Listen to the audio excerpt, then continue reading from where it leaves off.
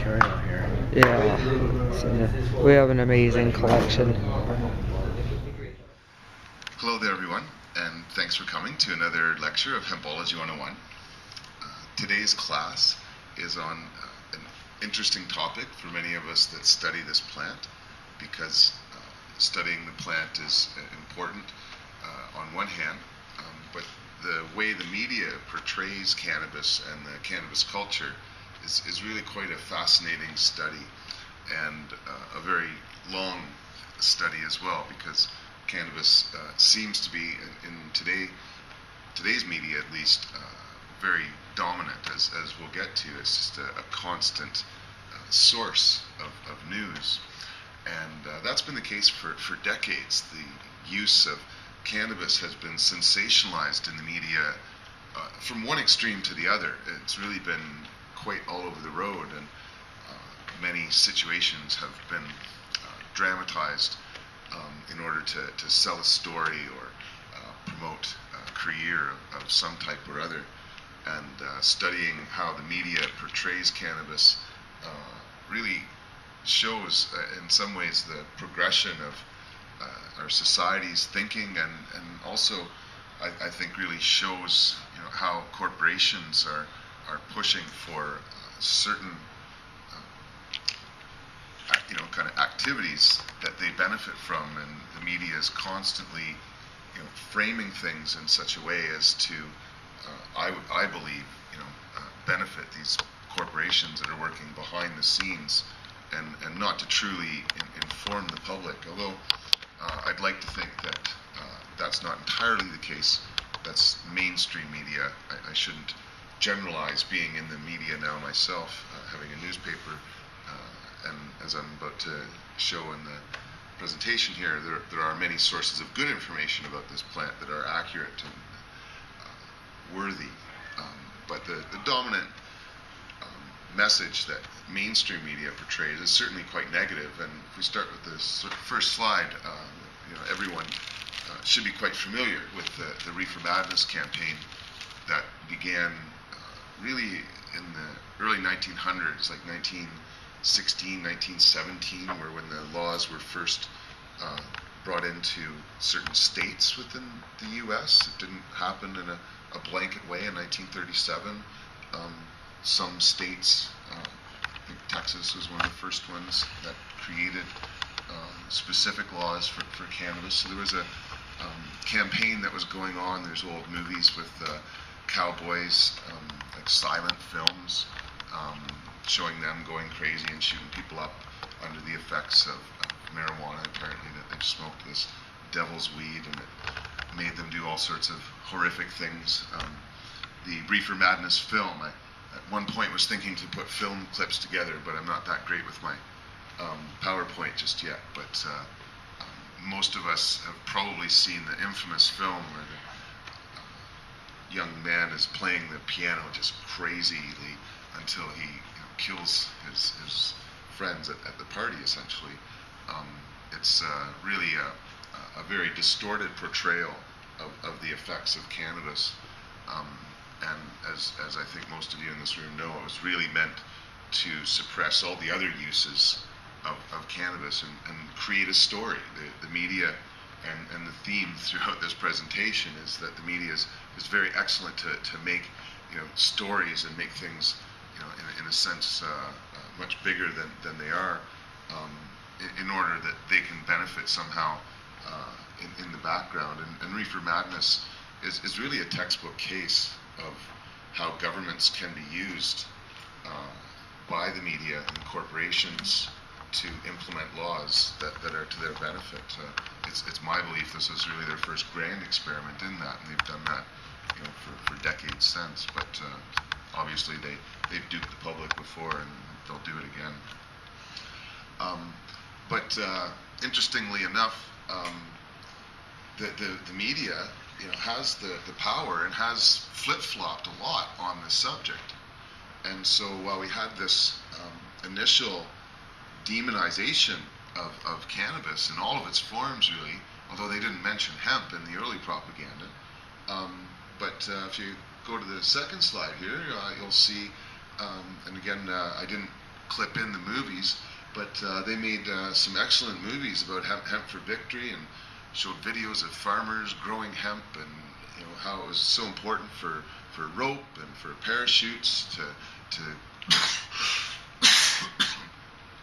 to beat the Germans. That we had to grow hemp for victory was the theme, and the media didn't mention the tie-in to cannabis, marijuana, and the Reefer Madness campaign. They did a very short, very concise campaign in the media to get farmers to grow hemp. And as soon as the war was over, the campaign was pulled, the advertising and the media was pulled, and it was forgotten. It was replaced with other commodities that were being pushed in the media. And it's really kind of freaky to know that they just for like 3 years grew hemp in the United States till the end of the war, and then they were able to just efficiently cut it out. But that was again led by the media. The media has really led the government on this matter. And so the military decided they needed rope, and they got the rope, and then when the war was over, hemp for victory was done. We didn't need it anymore. It was just not mentioned anymore within the government until our friend Jack Hare brought it up, really in the 80s. It was pretty much effectively buried. But cannabis certainly didn't go away, and the demonization of it continued through the 1930s and 40s, although it really wasn't that big of an issue, so it really didn't come out in the media a lot.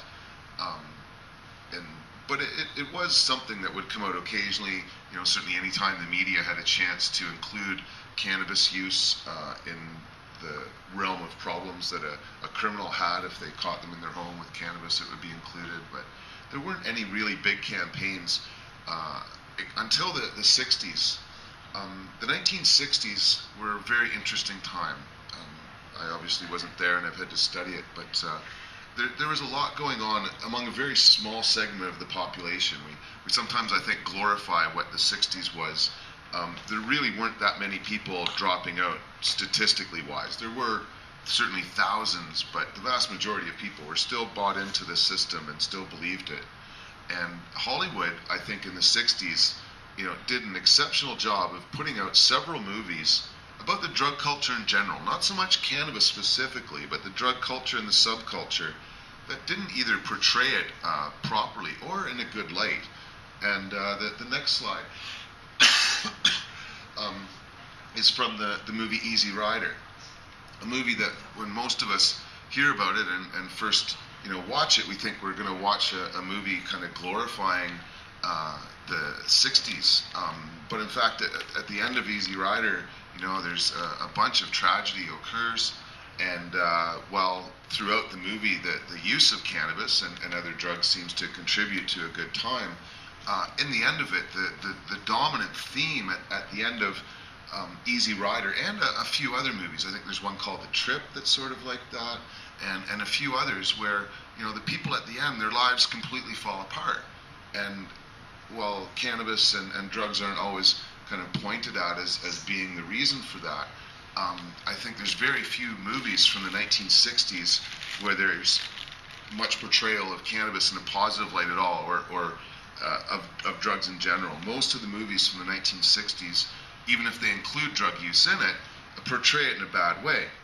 And that's for a few reasons. It's not just because people in Hollywood are trying to portray it in a bad way, but the United States government actually paid Hollywood writers and script writers to put out these movies that made drug users look bad, look like degenerates, and that their life would fall apart. They did the same with comic books. There's a Spider-Man comic book. I wish I brought it today. I brought a collection of my other stuff. I'll try to give you a few minutes at the end to look at it all. They paid, I think there's a Spider-Man, and I think, I'm trying to remember if there's a Green Lantern, but there's a few comic books that came out as well that were portraying these evil bad guys that were, kind of cannabis related. And so the United States government put in, millions of dollars to pay these companies extra money to make cannabis look bad. And Easy Rider, I think, is kind of the epitome of that.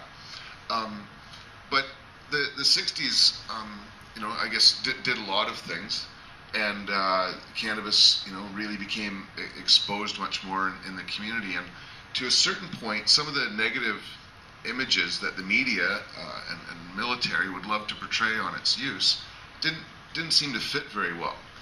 And so in the 1960s, we saw a shift from movies that would end up, with kind of dark themes to the jokesters and the clowns. And so the next image I got is, oh wait, oh no, it's High Times. Go to the next one. Uh-oh. No. Okay. I got Tommy Chong in here in a minute. Maybe one more. There they are. There we go.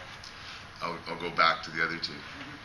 So then we became, as I sort of joke, in the 1960s or 70s, we became Cheech and Chonged.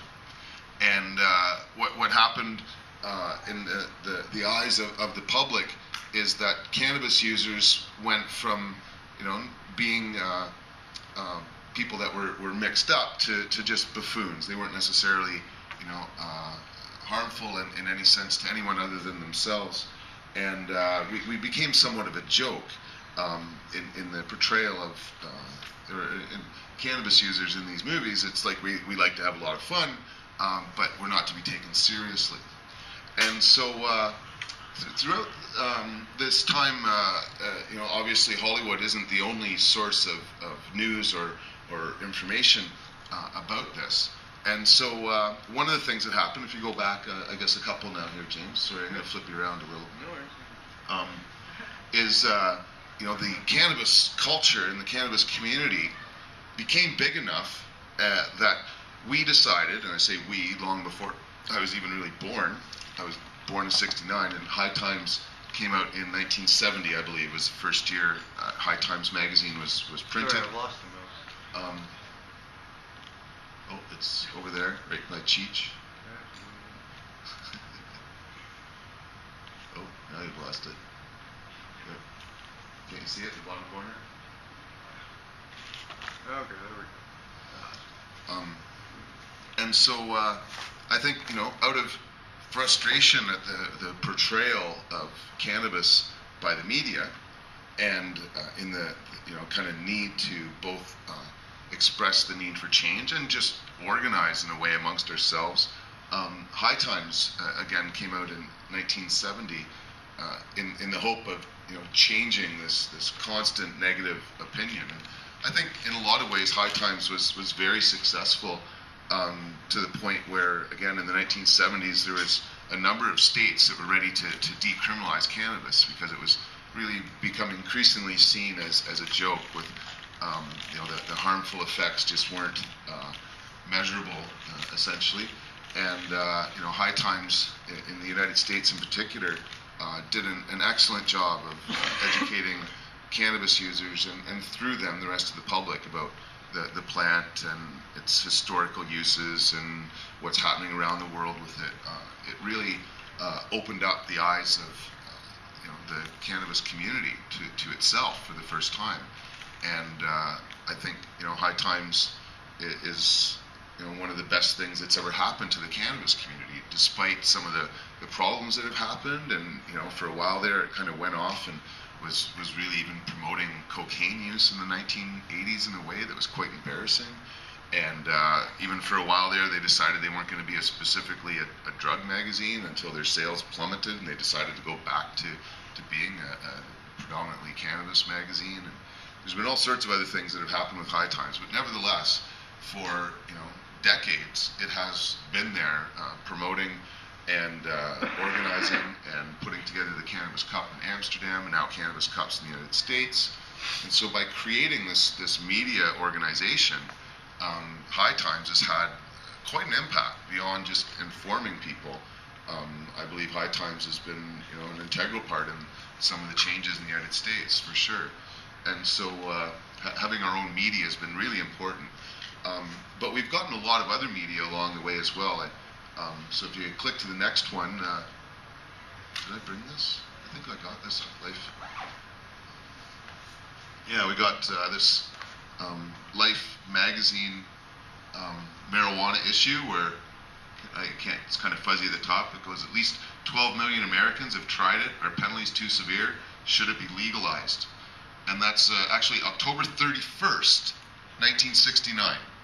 So back in the 1960s and into obviously the early 70s, the questions were coming up whether it should be legalized or not. Again, it made it really hard for them to portray us as murderers, and we were sort of a joke. And but it was becoming a very serious issue with Life magazine portraying it at that.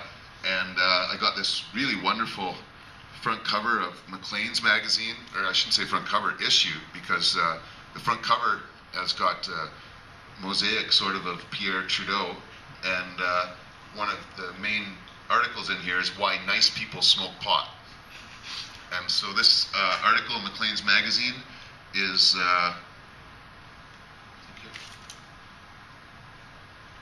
January 1969. So in 69 and 70, there was a lot of attention being brought to it. Whether it should be legal or not was a big question that had never been asked before.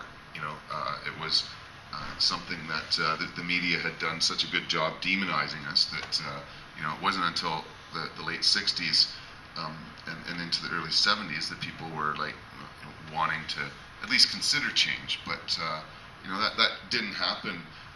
In large part because of the war on drugs that Richard Nixon declared, I believe it was in 1971, that he went all out, coined the term war on drugs. Up until 1971, nobody really had heard that phrase. It wasn't really put together as much, or as such, sorry. It had never been spoken of as a war before. There was prohibition and there's the fight against cannabis, but it had never been declared an all-out war. And I think the reason for that terminology and the reason that the U.S. government went that far was in part because they saw themselves losing, and they had to take it to that level in the media, or they would have lost. Going to war for them meant a number of things, including sponsoring a number of media, movies and other shows that just portrayed cannabis in a horrible way. But the mainstream media wasn't buying it all. And I got one last old school thing to show you, because like I say, the media was really interested in including cannabis. I got this really awesome 1970 Playboy magazine with a fully intact Heads and Feds game that's cut out, it's, let me think here, September 1971 issue. And so cannabis was being included in a lot of mainstream media in all sorts of interesting ways. It wasn't always being sensationalized. They were talking about it in some excellent terms. In some ways, when you look back at what was happening in the early 1970s, you would wonder why we didn't get legalized, because there was, again, a lot of serious effort. I guess some things did happen, and if you were here a few weeks ago, I told a story of Robert Bourne, who was the drug advisor for Jimmy Carter's administration. There's a terrible incident where he was basically caught using cocaine at a public event, and the Washington, D.C. press caught a hold of this, had a heyday with it. Robert Bourne lost his job. The Carter administration totally changed the direction that they were going in, because they didn't want to be seen as poly drug use.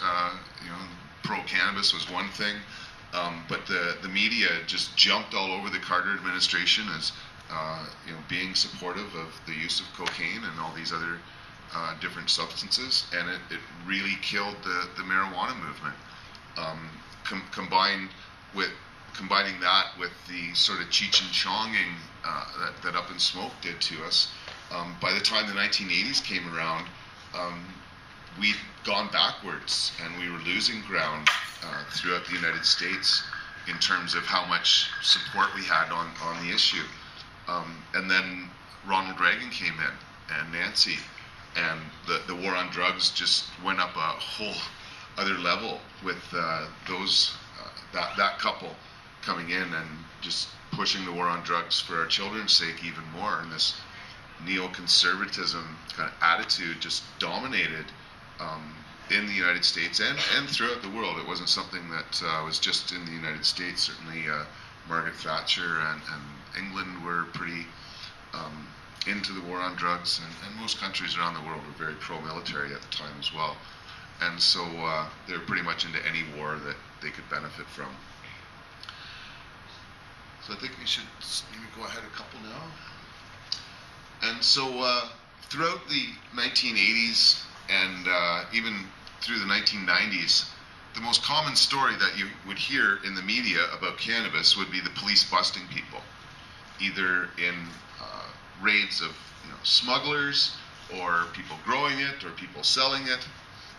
But the media and the police have worked together for decades very closely to promote the continued enforcement of these laws. And to this day, the media pretty much regurgitate whatever the police say in their statements, very, very rarely calling up someone like myself to get the other side of the story, which is quite frustrating because quite often when we're being interviewed and stories are being done about my work, the police get quoted and asked what they think about it. It's something that doesn't go both ways, though. The police can go and arrest medical marijuana patients and say whatever they want about the situation, and quite often the media will pretty much just cut and paste the press release from the police. It's really quite frustrating at times. But the police have a very vested interest in convincing the community that it's really important to enforce the war on drugs. And if they're not reminded constantly about all these drug houses being taken down by schoolyards and all these other scenarios that they can make look bad, then they have no justification for their job. So the police have really increasingly used the media more, especially as the war is being lost, I would say. They need the public to support them, and getting in the media is something that they've been actually very good at, especially when they do their helicopter runs every fall. It's like there's this guaranteed annual police bonanza that occurs where they get a couple weeks to fly around in a friggin' helicopter and cut plants down, and then a few of them get to go up and cuddle with some of the media about how good a job they're doing destroying organized crime, when really it's pretty much a bunch of my buddies growing pot in the hills. It's not very organized, but they really like to blow it up. That's really important to them. It's about the only tool they have to convince the public that their job is important. They really have no other means to do it, so they take advantage of it quite a bit. And so the media, loves to do that, because people getting arrested is good news for them. It's big news, especially the bigger the bust, the better. I didn't really search the internet for pictures of some of the big busts and the police and stuff like that. It's kind of depressing, but the police really love to get their shots with large volumes of cash and guns and drugs everywhere. That's to them, that's sort of the money shot, and they really love to portray that. The media really loves those kinds of pictures too. Seems the other kinds of pictures the media really loves is kids smoking pot. So I would say next to people being busted appearing in the media through the 80s and 90s, I would say the next most popular story or storylines would be around youth using cannabis and the effects of youth using it, and how common it is. And we picked this off a CBC website.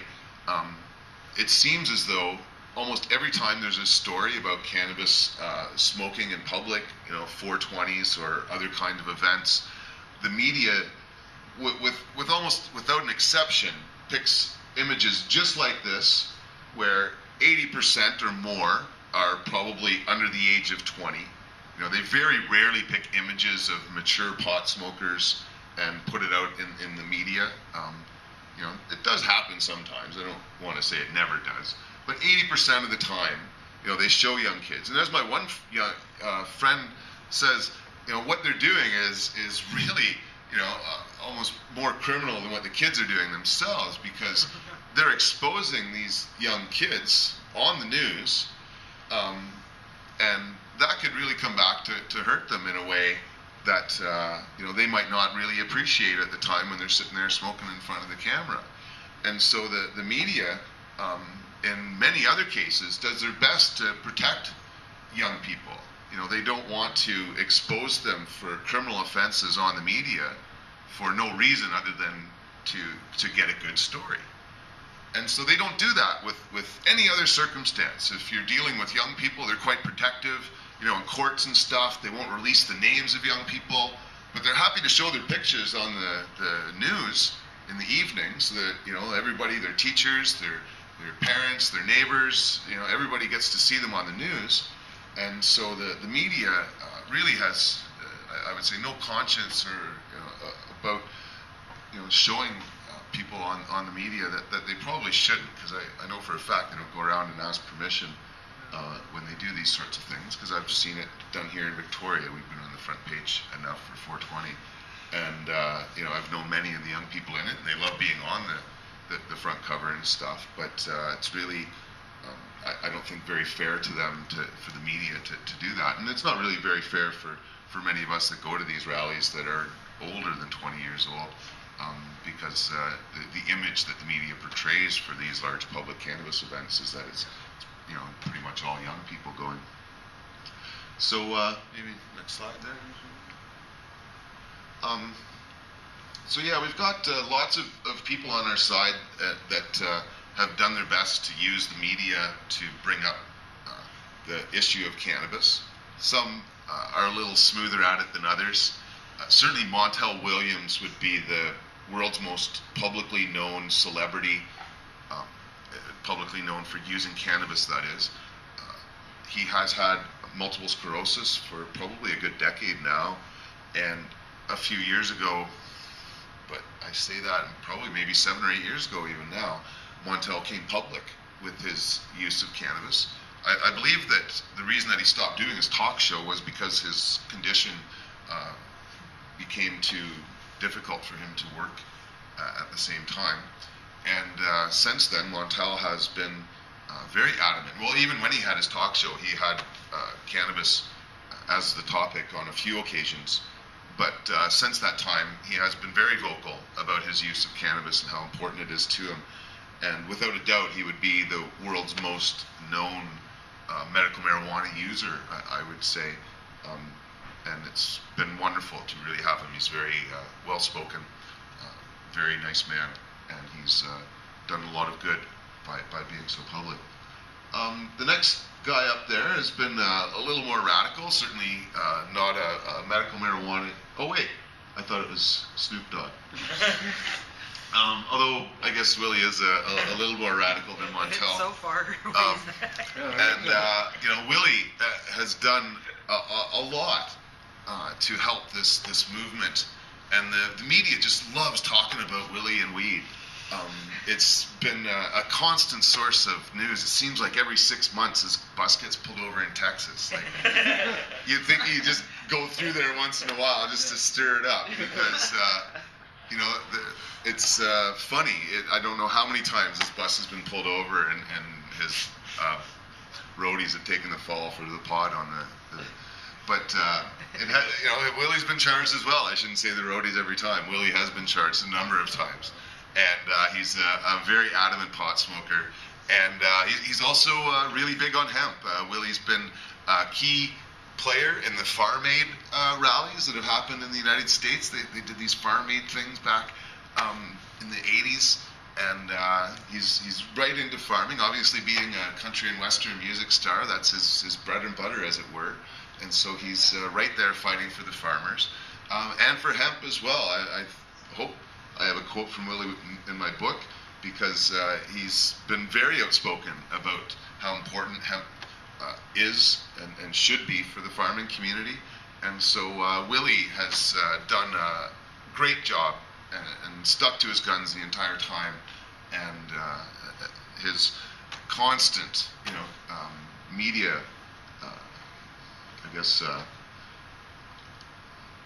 attention that he gets has just been of great benefit to the cannabis community for sure. And with the country and western community, there aren't a lot of people in that community that smoke pot. I come from seven-generation farmer on both sides, and when I go back home and I kind of get any negativity, it's really easy for me to bring up Willie Nelson, and they don't have a problem with Willie, so how can they have a problem with me, right? So Willie's been a great ambassador in the country western industry. And the next ambassador has also stirred up the pot quite a bit.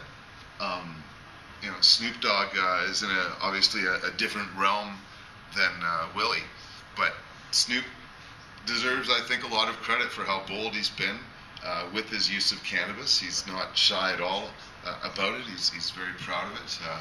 I should probably call him Snoop Lion.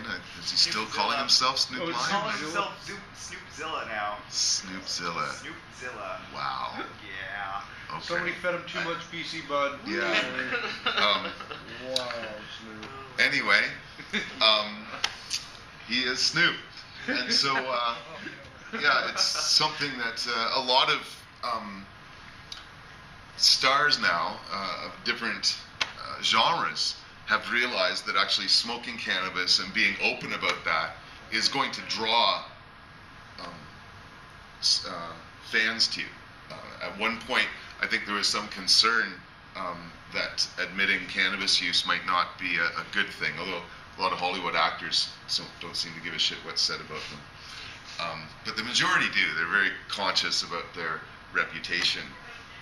But the use of cannabis seems to be something that is more and more commonly being discussed in a very positive way from a wide range of celebrities, from older ones like Willie Nelson to newer ones like Miley Cyrus. The whole range of artists that are working out there today, seem to be making very positive statements about cannabis, and quite a few are openly admitting it. I could spend a whole lecture just on all the different celebrities that are admitted pot smokers. There's a lot of them, and it's been really nice to see. Next slide. And so, cannabis, the media and the portrayal of cannabis has been, quite interesting. It was only in the 90s that I think it actually started to change again for the better. We had a couple of really dark decades after, especially after the Reagans came in, where pretty much all of the media that came out was about people being arrested with it. Very, very little, if anything, about medical marijuana came out during that time period. It really wasn't until the 1990s that much information was coming out about medical marijuana, and even that was just very sporadic in some places in California, and that was pretty much about it, really. The United States had clamped down sufficiently on it. But in the 1990s, people started to get out and speak out a lot more, not just in the United States, but here in Canada and throughout the world. And we started to get some attention for it. And it was a really good thing to see. And so in the 1990s, the media started to, once again, kind of bring up issues like they were in the 1970s about legalizing and whether or not this policy was one that was worth continuing. And so that was really nice to see. Next. And the other change that occurred wasn't just the media taking this issue a lot more seriously, but in the late 1990s, cannabis got included a lot more in television. I grew up in the 1980s watching TV constantly. I could recall very, very few instances, if any, honestly. I can't recall any where any of the stars in any of the TV shows I watched, smoked pot. It just wasn't talked about, wasn't joked about, wasn't even included in any of the shows at all. And that would even go into the 90s. But in the 1990s, some shows started to change that and certainly, you know, after the turn of the century, you know, we had any number of cartoons and other shows. Weeds, the television show Weeds came out. I don't know if they're still producing it anymore. No, they're not. Okay. Well, that's a good thing because they were making us look really bad. Which is another good example of like how Hollywood just loves to dramatize things. I refused to watch it after a couple seasons because the Weeds television show, you know, just made people that look or worked in the industry, you know, look to have very poor morals, and so you know, people love watching those kinds of shows because when people make bad decisions and lives are ruined, it seems to be entertaining, and so you know, that's been a very, you know, constant theme in a lot of shows in this millennium. But on the other hand, we've seen a lot of really funny portrayals. There's been some funny Simpsons shows with you know, Bart using medical marijuana. I'm not even sure which one I got this from. That's okay. But you know, in the 1990s, again, we saw a sort of shift